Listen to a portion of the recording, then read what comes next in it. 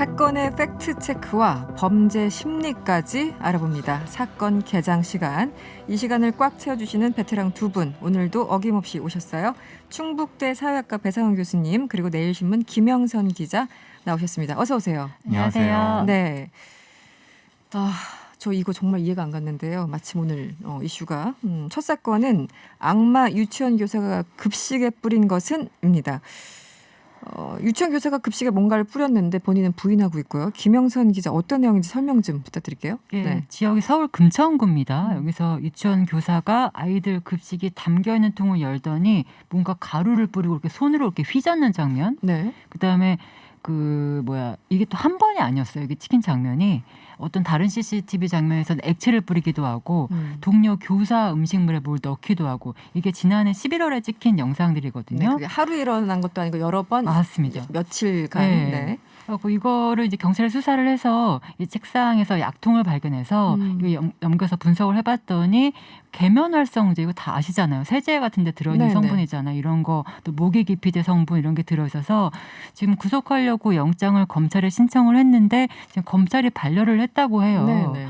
그 약통에 들어있던 물질하고 이 급식에 넣은 물질이 정말 같은 것이냐 이게 확실하지가 않아서 이 정도로는 법원에서 영장을 안 내줄 거다라고 했다는 건데 그래서 지금 경찰의 초동 수사 이것도 지금 제대로 된 거냐 이렇게 논란이 되고 있고 경찰 수사 단계에서. 맞습니다. 그다음에 네. 경찰 조사 받은 당일하고 그 다음 날까지 출근한 걸로 나오는데 이때 이 교사를 계속 출근시킨 유치원 측은 이 관리를 잘한 거냐 이런 논란도 생기고 있는 이런 상황입니다. 네. 이게 어떻게 보였어요, 교수님? 이 액체와 가루를 넣는 장면을 확인했는데 그게 과연 같은 물질이냐? 지금 이 사람은 뭐 물과 생강가루 뭐 이런 그리고 거 자일리톨을 넣었다 이러고 있어요. 생강가루, 그렇군요. 자일리톨. 예. 이 사건은 어떻게 분석을 해야 될까요? 예, 이건 뭐 범죄 분류상으로는 아마 미니하우젠 바이프록시나 아니면 뭐 슈도 히어로 머더 중간 정도 된 것 같습니다. 우리가 너무 어려워요, 교수님. 예. 쉽게 설명해 주세요. 그 미절이라는 영화가 있습니다. 미절이라는 영화에 네네. 캐스 베이츠가 한 행동입니다. 말하자면은 어떤 사람을 다치게 하고 고통스럽게 해서 내가 그 사람과 사람들을 케어해 주는 것에 만족감을 느끼는 약간 소유욕 같은 것도 있고요. 네. 그러니까 보통 요양병원이라든가 말기암 병동이라든가 아니면 ICU, 그러니까 상당히 위중한 어떤 병동의 간호사 아니면은 응급구조사들한테 네. 특징적으로 그러니까 아주 일부지만 나타나는 내가 그 사람들의 목숨을 책임지고 있다는 하는 신적인 어떤 심리 상태를 가지고 네네. 그 사람들은 아파야 되고 내가 돌봐줘야 되는데 현실에선 안 아프고 잘 뛰어놀면은 그걸 공격합니다. 그래서 뭘 독약을 먹이거나 아니면 아주 서서히 비소 같은 걸 먹이는 경우도 네네. 있고 네. 뭐 바늘 같은 걸 약게 해갖고 하는 경우도 있고 그래서 이제 아프게 만들어갖고 그래서 아이들은 뭐 피를 쏟고 뭐 기절까지 하면서 그거를 이제 케어하는 데에 범죄적 만족감을 느끼는 이 분류를 네. 미니하우젠 바이프록시 뭐 이런 유형으로 범죄를 분리를 하는데 일단 미저리 영화 기억하시면 될 것 같고요. 예, 네네. 그렇게 하는 범죄자들이 아주 드물지만 뭐 말씀드리면 사이코패스입니다. 반성 인격 장애를 가지고 있습니다. 그 이번에 이 교사를 보니까 대략 그 부류에 속하는 것으로 추정된다. 딱 거기에 맞는 것 같습니다. 예. 그렇습니까? 그런데 조금 전에 그 김영선 기자가 브리핑 했는데 경찰이 뭔가 수사 단계에서 뭔가 좀 놓친 게 있을까요? 어떻게 보십니까? 많이 놓친 거죠. 왜냐하면 어느 부분을 놓쳤을까요? 이런 존재들은 어디를 먼저 수사해야 되고 무슨 질문을 해야 되고 아니면 어떻게 그러니까 증거 자체가 다릅니다. 그러니까 논리 구조가 다르기 때문에 질문 자체가 달라야 되는데 아마 일반 경찰들이 그냥 쉽게 상해나 아동학대 쪽으로 접근했으면은 이건 도대체 잡을 수가 없습니다. 아예 존재 자체가 다른 부분이기 때문에 초동 수사에서 매우 그냥 좀 허술하게 접근한 것 같습니다. 그냥 상해범 정도로 접근한 것 같습니다. 구체적으로 어떤 질문, 어떤 접근이 필요했을까요? 이런 경우 말하자면 그 아이들을 어떻게 생각하는가, 그리고 과거에 어떤 아이들에 대한 트라우마가 있었는가에 대한 부분부터 질문을 했어야 되는 겁니다.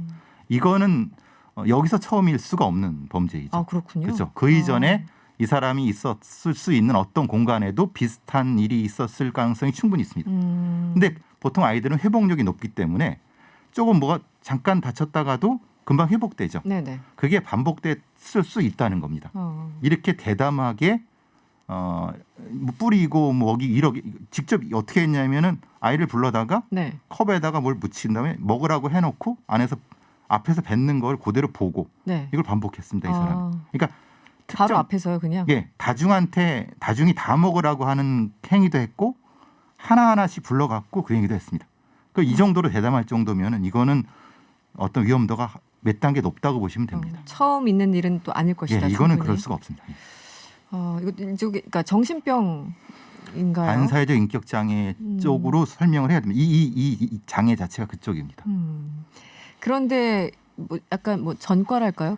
이런 건 밝혀진 건 없네요. 아직 김영선 기자. 현재까지는 사실 그런 거는 이제 피의자에 대한 정보기 때문에 네. 그런 내용까지는 공개하지 않지만 그런 유치원 교사로 임용되려면 사실은 그런 내용은 없어야 하기 때문에 그쵸, 없었을 기본적인 걸로 추정이 스크리닝이. 되고요. 네. 예. 경찰에서는 어쨌든 구속영장이 반려됐기 때문에 내부에서 여러 가지 목소리들이 있을 텐데 좀 어떤 분위기인가요? 구속을 시킨다고 해서 이게 뭐 범죄가 소명됐거나 이런 것은 물론 아니지만 그렇죠. 사실은 네. 수사의 첫 단계에서 막혀버린 부분이기 때문에 검찰하고 법원을 설득할 수 있는 추가 증거를 신속하게 빨리 찾아내야 할 것 같고요.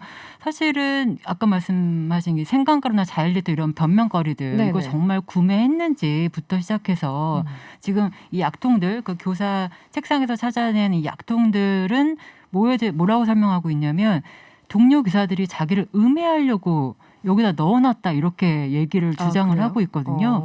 사실은 근데 동료 교사들은 그런 실익이 없잖아요. 그렇게 할. 그렇죠. 그래서 네. 그런 약품들을 어떤 구매한 이력이 있는지라든지 좀 더 꼼꼼하게 수사를 해야 될 것 같아요. 그러니까 이게 우리가 이게 특별한 심리 구조를 가진 범죄자들의 범죄 논리 구조랑 일반인의 논리 구조를 헷갈리는 겁니다.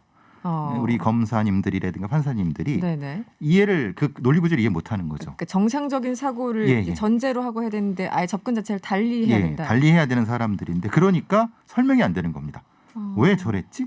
근데 그래서 우리 이런 종류의 범죄가 상당히 어떻게 보면은 연구되지도 않고 조명되지도 못하는 부분인데 문제는 존재한다는 겁니다. 그렇죠. 네. 그러니까 아픈 아이들이 왜 아팠는지를 그냥 크다 보면 그렇게 아파라고 우리 부모들은 그렇게 했는데 지나친 경우 있죠. 많죠. 네네. 왜냐하면 근데 아이들은 말을 못하고 그러려니 그렇죠. 네네. 하고 그 선생님은 원래 그런 선생님이야라고 생각하고 지나갔지만 1년마다 반이 바뀌니까 아이들은 그냥 계속 새로운 성원이 되는 겁니다. 네네. 이게 그래서 이게 위험한 범죄라는 겁니다. 그러면은 이런 종류의 그 비정상성을 가진 사람은 그렇게 자기가 누군가를 케어하고 하면서 뭔가 쾌감을 느끼는 거잖아요. 그 뭐 범죄적인 어떤 그러면 폭력을 쓰거나 그렇지는 않습니까? 물리적인 폭력까지 어떤 일정적인 이후에는 죽음까지 원하죠. 아 예. 거기까지 예, 원합니까? 지금 이 상태는 내가 케어할 수 있는 데까지만 공격하는데 네네. 어느 단계 이상을 넘어가서 진화가 되면은 네. 그 이상의 어떤 역치가 올라가는 상태가 되죠. 여기 역치가 낮은 거죠. 자기 컨트롤 하에 놓지 못할 바에는 차라리 그렇게까지 원한다는 그렇죠. 건가요? 그래서 요양병원에서 오랫동안 이 말기암 환자들이나 어르신들이 괴롭힘을 당하다가 어느 순간인가 돌아가시죠. 근데 그 돌아가신 거에 대한 죽음을 보통 규명하지 않지 않습니까? 그렇죠. 못하고 안 하고. 그런 네. 경우를 노리는 경우도 많습니다. 이게 진짜 부모님들 입장에서 네. 애들 보내놨는데 막 이상한 거 먹고 오고 아프고 정말 억장이 무너질 것 같아요. 그러니까 이 교사 행동이 알려지고 나서 부모님들이 그 유치원에 찾아가셔서 정말 눈물밖에 안 나오셨다고 그러니까 하더라고요. 말도 안 나올 것 같아요. 예, 눈물바다였다고 하고요. 네. 특히 이 피해 아동들이 지금 17명 정도 되는데 다 특수학급 아동이었기 때문에 정말 세심한 관리가 필요한 그런 아동들이었는데 관리는커녕 무슨 수상한 가루 액체를 지금 마신 거로 됐잖아요. 그래서 네. 굉장히 안타까운 상황이고 지금 부모님들이 지금 현재 심정을 담아서 지금 청와대에 청원을 올렸는데 이런 내용들이 있어요. CCTV 돌려보니까 애들이 밥하고 반찬 더 달라고 막 이렇게 하는 장면이 있는데 정말 너무 안타까워서 주먹으로 가슴을 칠 수밖에 없었다. 특히 아이들한테는 구체적으로 어떤 증상들이 일어났나요? 지금 코피가 20분 동안 난다든지 20분이요? 네, 그리고 복통 그다음에 어지럼증을 호소하는 아이들도 있었고요. 지금 건강진단을 바로 받았다고 해요, 아이들을. 근데 받아봤더니 알레르기 수치가 그날 급식을 먹지 않은 아이들과 비교를 했을 때 14배가 높았다고 합니다. 그러니까 사실은 건강에 이상이 생겼던 겁니다. 근데 말씀하신 대로 회복력이 높아서 지금은 또 교사와 분리된 상황이 되니까 또 애들이 멀쩡해졌다고는 해요. 그러니까 몸 안에 그러니까 보통 이럴 경우 뭐 혈액이나 소변 검사를 통해서 약물 같은 게 검출되는지 그 아이들을 이제 조사를 하지 않습니까? 근데 그 시기를 놓친 거죠. 건가요? 네, 놓치는 경우가 많습니다. 그리고 그걸 일부러 노리는 사람들일 가능성이 높고 회복력이 빠르기 때문에 증거를 찾기가 어렵습니다.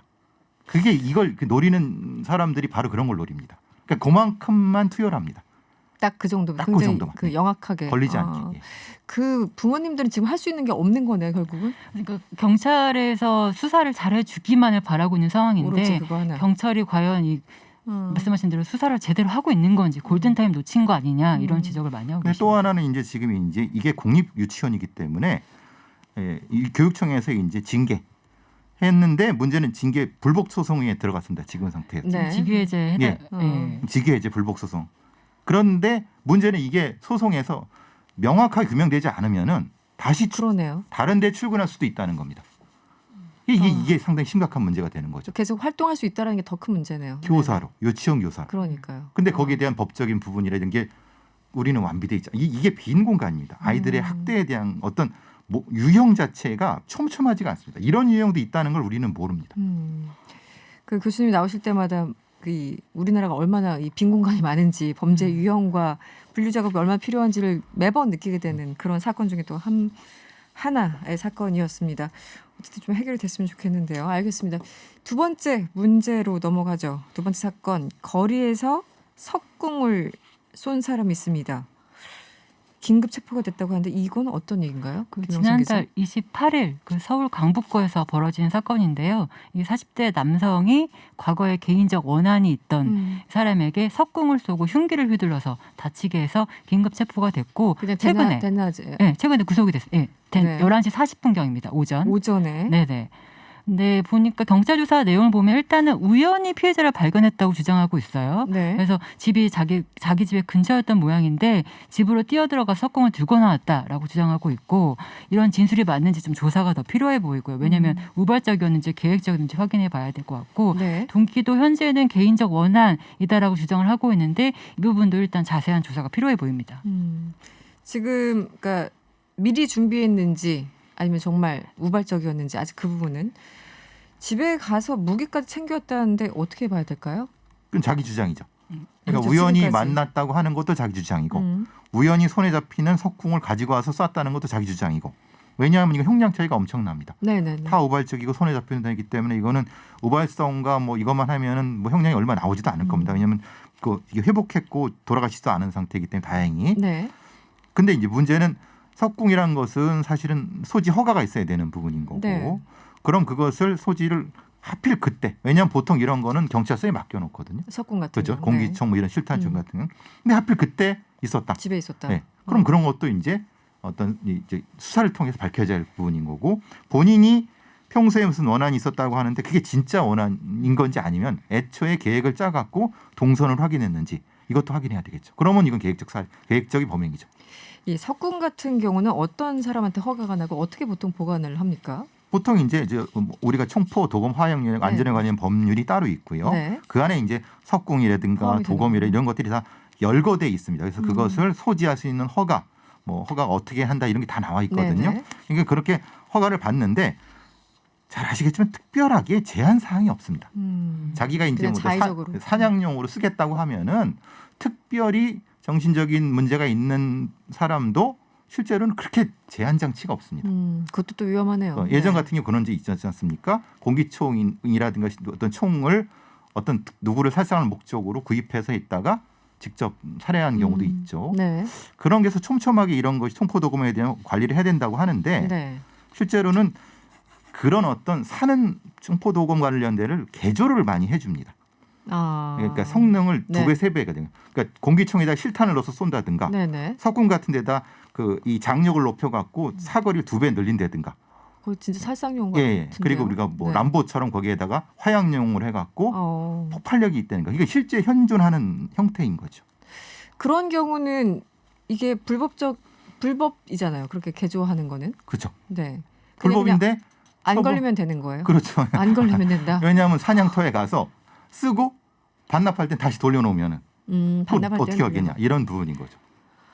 아, 지금 4231번님 저희가 이제 석궁 얘기하니까 석궁 얘기하면 판사에게 석궁 날린 교수가 생각나네요. 부러지면서 영화로도 화살. 만들어졌었죠. 네. 그런데 이제 요즘 동영상으로 지금 말씀을 좀 주셨는데 불법 무기 관련돼서 이제 정보를 이제 쉽게 얻을 수 있다라고 하는데 어떤 내용인가요?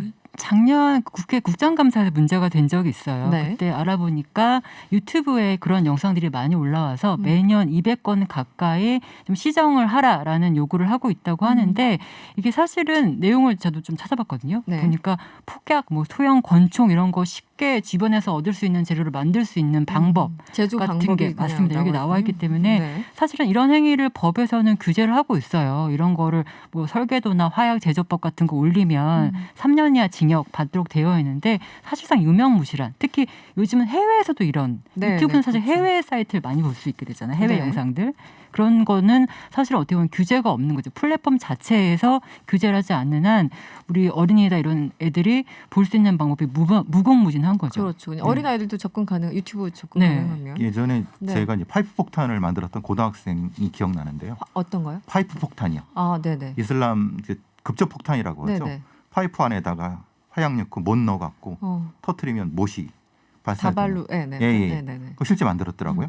근데 다행히도 화약이 젖어갖고 이제 터지진 않았는데, 그러니까 그냥 만들어 보는 겁니다. 자기가 이제 어떤 생활에서 삶에서 뭔가 스트레스 받는 게 있으니까 그러니까 이게 청소년들한테 엄청난 이게 오는 거죠. 약간 궁금하기도 하고 호기심도 있을 테고요. 그렇죠. 네. 근데 구하기는 너무 쉬워요. 뭐 화약 뭐 이거 뭐 별거 아니지 않습니까? 구하기 이걸 어떻게 이게 이 상황에서 규제할 것인가에 대한 부분도 우리 사회가 사실 비어 있는 부분이죠. 사실은 또 이것도. 근데 유튜브에 이걸 삭제해 달라고 해도 깜깜무소식이지 삭제도 않습니까? 안 예. 되고, 네. 또 만들고 누군가는. 그렇죠. 네. 이것도 참 관리가 필요해 보이는데 오늘 참 답답한 소식으로만 또 두 가지의 사건을 다뤄봤습니다. 어느새 마무리할 시간입니다. 지금까지 배사은 교수 그리고 김영선 기자와 함께했습니다. 오늘 고맙습니다. 감사합니다.